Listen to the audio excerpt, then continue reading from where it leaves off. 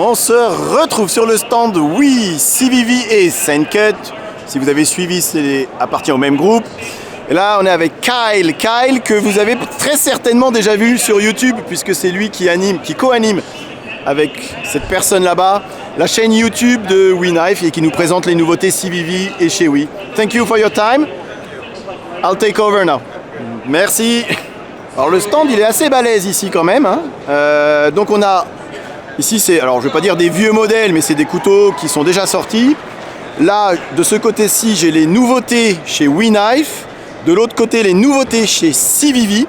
Donc on va commencer par Oui, puisque l'autre côté est pris. Ce qu'il faut savoir, c'est que ces trois modèles de gauche, ce sont des couteaux qui sont déjà sortis, qui sont déjà disponibles en coutellerie. Vous avez le Nitro Mini, collaboration avec Peter Carey. Alors, j'adore WeKnife. C'est qualitativement parlant, il n'y a rien à dire. Par contre, c'est des couteaux qui commencent à coûter un bras à chaque fois, donc impossible bien évidemment de tous les posséder. Et je me répète encore une fois, mais ce qu'il y a de bien ici, c'est qu'on peut tous les manipuler, les avoir en main, les tester, vous restez autant de temps que vous voulez. Par rapport à d'autres marques qui sont ici hyper accueillants et hyper disponibles. Donc ça quand même, il faut leur reconnaître. Ici, vous avez le petit Sharif, couteau que j'ai regardé d'ailleurs à acheter, de série limitée à 210 pièces. Si vous recherchez un petit EDC haut de gamme, facile à transporter, style un petit peu passe-partout, celui-ci, il est magnifique. Et la collaboration avec Gafco Knife, il s'agit du High Fin avec une forme de lame, à la Gafco Knife, j'ai envie de dire, un petit peu atypique, style harpoon, mais c'est encore une fois super bien fait.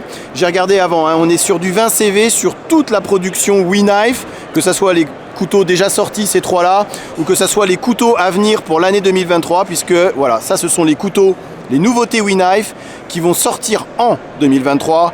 On va les balayer très rapidement, comme ça vous les aurez déjà vus. Et c'est l'intérêt de regarder la vidéo. Ici, le Sug XL, collaboration avec Matthew Christensen. Ils aiment beaucoup. Ils font beaucoup de collaborations. Très peu de design en interne sur les nouveautés de cette année. Alors, bon, double émouture, voilà, compound grind, comme on dit. Moi, je ne suis pas forcément fan de ce type d'émouture. Maintenant, si vous aimez le travail de Matthew Christensen, vous pouvez y aller les yeux fermés. C'est que du bon. Il y en a un autre d'ailleurs, dessiné par Christensen. Voilà, c'est celui-ci, c'est le RAF. Ce modèle-ci, plus petit que le Sug XL, avec une forme de lame un petit peu atypique, encore une fois, mais assez fin, finalement très facilement transportable. Et on a toujours cette qualité WeKnife, c'est détente et ce mécanisme, cette fluidité, c'est parfait. Ça frôle la perfection en tout cas. Je continue avec le Trogon, le Makani. Pas véritablement fan de celui-ci. Très belle finition de lame en tout cas sur ce 20 CV. Là on a le Merata qui me fait penser un peu au Quixotic que vous avez vu passer sur ma page Instagram. Bon, ouais. Encore une fois, ces formes de lame un peu persanes qui remontent comme ça, c'est pas trop mon truc. Ici le Rupture. Façon carambit, alors tout en titane, un 20 CV, donc un carambit haut de gamme. Encore faut-il en avoir l'utilité, mais pour celui qu'on a l'utilité, et surtout pour celui qui a les moyens, pourquoi pas opter pour le Rupture, le Riffraff, et ici le Navo, collaboration avec monsieur Ostap L, que vous connaissez et qu'on reconnaît d'ailleurs. On reconnaît ce design au premier coup d'œil. Ouais, celui-ci vraiment, enfin je trouve en tout cas rien d'exceptionnel. Manche en micarta, on doit très certainement être sur des platines titane. On est sur du 20 CV, on a toujours, bon, effectivement cette qualité WeKnife. Mais bon, j'aurais très bien pu voir ce couteau chez CVV également. Donc voilà, ça c'était les nouveautés 2023 chez WeKnife. Je passe de l'autre côté pour vous présenter les nouveautés 2023 chez CVV. Donc là, même principe que chez WeKnife, ces trois modèles de gauche sont des modèles qui sont déjà disponibles en boutique. Vous l'aurez reconnu, l'Elementum 2 Button Lock. Alors ils m'ont avoué, parce que je leur ai dit, mais comment ça se fait qu'ils soient en rupture de stock à peu près partout? Ils sont charrettes à l'arrache totale à la production. Celui-ci, il a fait un carton dès sa sortie, donc voilà, ils sont en train d'essayer de rattraper leur retard. Guettez vos coutelleries favorites, ils devraient pas trop tarder à en recevoir de ce Elementum 2. Ici ODD 22, ici le Baby Bunter que vous avez déjà vu sur la chaîne. Ce qui est nouveau ici, c'est cette couleur rouge et ce manche blanc. Si vous cherchez un tout petit couteau hyper discret façon cutter, ça le Baby Bunter c'est génial. Et ensuite, tous ces couteaux-là à droite sont des nouveautés qui vont sortir pendant cette année 2023. Je dois vous avouer, je ne vais pas parler trop fort s'ils comprennent, que je ne suis pas franchement très emballé parce que CVV nous propose en 2023, ici le Gordo. On est sur une collaboration avec de Peter Carré, hein, comme sur le petit ici. Pas le petit, que je vous ai oublié de vous montrer, hein, comme sur celui-là, là, le Nitro Mini, hein, c'était Peter Carré ici. Maintenant, je préfère largement celui-ci au niveau du design, vous voyez. Là, on est sur quelque chose d'un petit peu, un peu gros, un peu, en anglais, ils disent bulky, fin et gros, on va dire un petit gros, mais bon, voilà. Ça m'emballe pas trop, en tout cas. Encore une fois, hein, les goûts et les couleurs. Ici, c'est le Foldis avec du Nitro V, design Ostap L, hein, on reconnaît encore une fois ce design. On est sur une lame qui ne se bloque pas sur ce couteau. Ça ressemble un peu à un cran forcé, mais un cran forcé qui aurait, je sais pas, qui aurait fait un petit régime parce que c'est pas vraiment, c'est assez bizarre en tout cas comme mécanisme. C'est une nouveauté 2023. Ici, le Sokok, ils ont changé le nom en cours de route. Design Ray Laconico. Bon. Encore une fois, bon, on peut reconnaître le design Ray Laconico, hein, c'est des couteaux finalement assez simples, avec des lignes assez fluides, mais pas franchement emballés par celui-ci. On est sur un manche en micarta ici qui est assez gros, assez enveloppant. C'est peut-être finalement le seul qui me tenterait en 2023.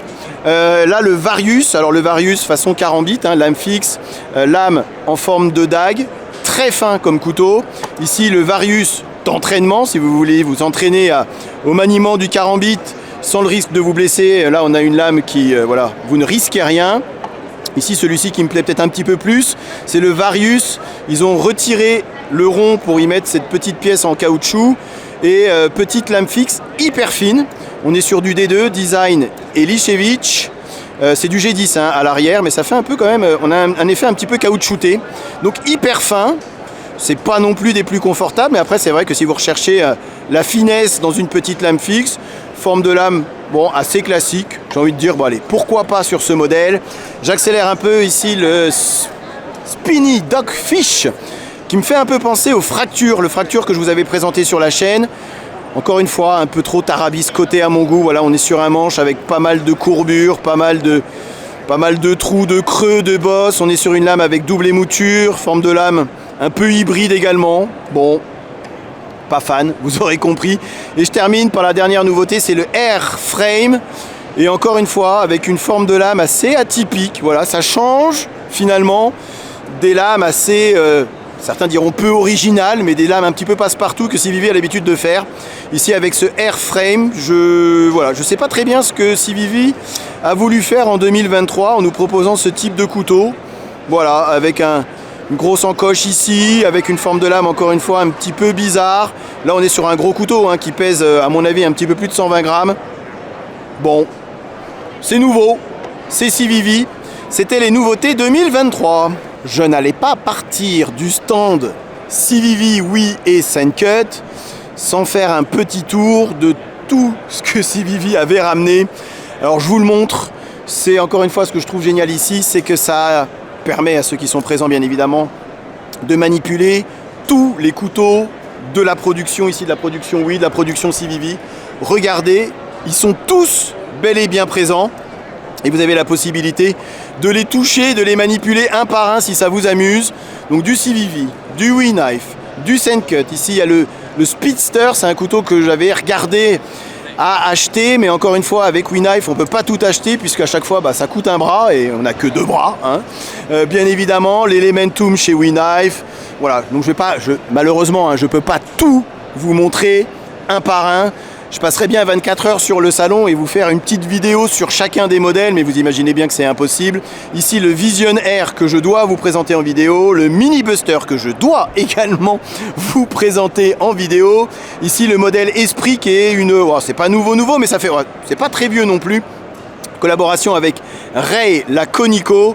J'aime beaucoup hein, les designs de Ray Laconico. Là, ils ont voulu faire un truc avec le CVV que bon, j'ai pas très bien compris. C'est vrai que celui-ci, il est hyper élégant, très fin. J'adore ces lames. Voilà, un peu plus agressif qu'un drop point classique. Et puis toujours ce même fonctionnement, ce même mécanisme. Ici, on a encore une fois bretelle ceinture avec un front flipper et des thumb studs. Voilà, je vais m'arrêter là. Je suis désolé hein, si certains j'imagine que certains en tout cas en auraient bien vu un petit peu plus que ce que, voilà, ce que je peux vous montrer, mais bon, vous comprenez bien que j'ai d'autres marques à aller voir. Voilà, ça vous donne en tout cas une idée de ce que c'est le SHOT Show. Regardez qui j'ai trouvé, Mr. Ben Peterson. Not Ben Benter, right? Ben Benter is fine. Donc celui qui est à l'origine du Benter, du Big Benter, du Baby Benter et qui a lancé sa marque Knives. It's his new brand. Voilà, ça c'est lui. Et sa nouvelle marque de couteau, Knives, right? How you pronounce? Knives? Knives, ok. Ok, pas de problème. Et que du coup vous verrez aussi très prochainement sur la chaîne. Thank you Ben. Ça doit être marrant à faire ça.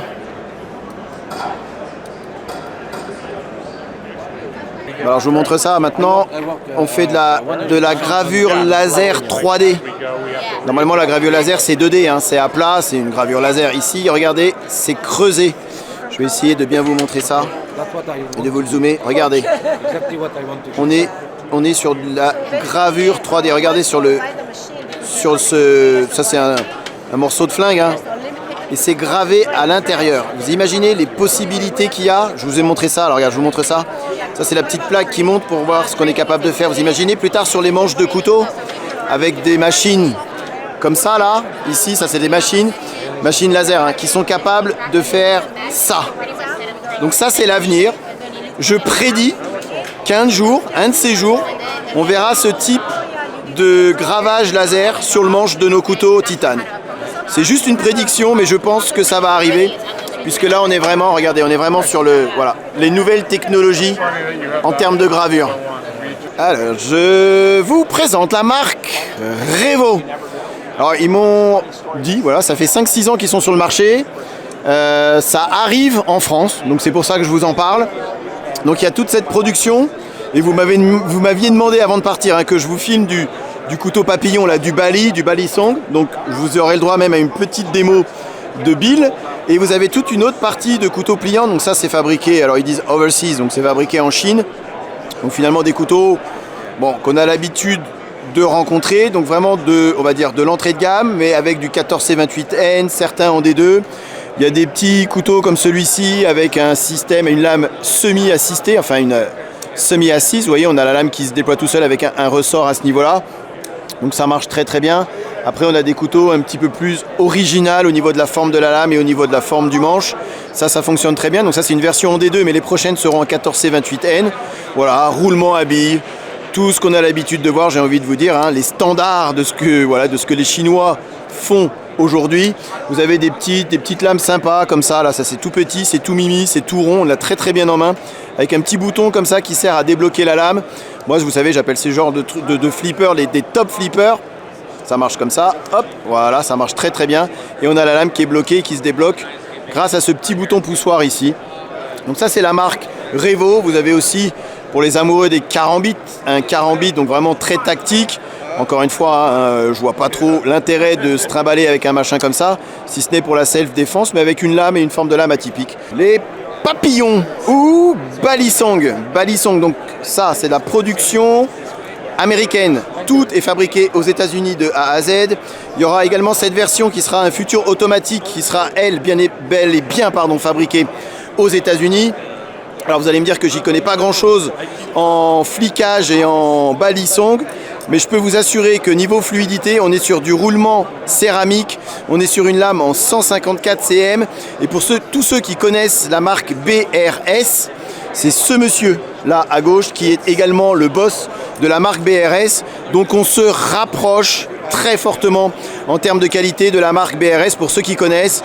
Bon alors encore une fois, hein, moi j'y connais pas grand chose en termes de flic, et pour s'amuser ça demande quand même pas mal d'entraînement. Après il y a Bill, hein, qui va nous faire une petite démo avec ses couteaux, mais je trouve que c'est très joli. Vous avez différentes couleurs, deux manches en aluminium, de l'anodisation bleue, on a du vert. Là on a deux types d'anodisation sur celui-ci. Alors on n'est pas sur des couteaux et sur du papillon, du Bali entrée de gamme. On est sur des couteaux qui vont coûter entre 200 et 250 €. Ça va dépendre un petit peu de la saveur que vous choisissez. Après, j'insiste là-dessus, mais on est vraiment sur une qualité de fabrication. Vous aurez remarqué, pareil, que vous n'avez pas d'attache ici pour, vous savez, sécuriser le couteau fermé, puisqu'il paraît que les vrais amateurs de balisong, de toute façon, ils l'enlèvent, puisque ça les gêne pour s'amuser avec leur couteau. Donc c'est pour ça qu'ils n'en ont pas mis. On est véritablement sur un pur objet d'amusement et un pur couteau pour fliquer, pour l'ouvrir, pour s'entraîner, faire différentes figures. Et c'est vraiment hyper qualitatif, croyez-moi sur parole. Et ça aussi, c'est des couteaux que vous retrouverez très prochainement en France, puisque c'est fait. Ça s'est fait sur ce salon. Ces couteaux vont désormais être importés en France et vous les trouverez dans votre coutellerie préférée. Bleu, blanc, rouge, cocorico.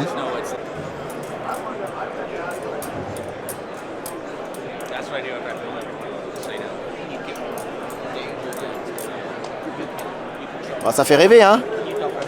Oh, ça demande quelques petites heures d'entraînement quand même, hein? Yeah.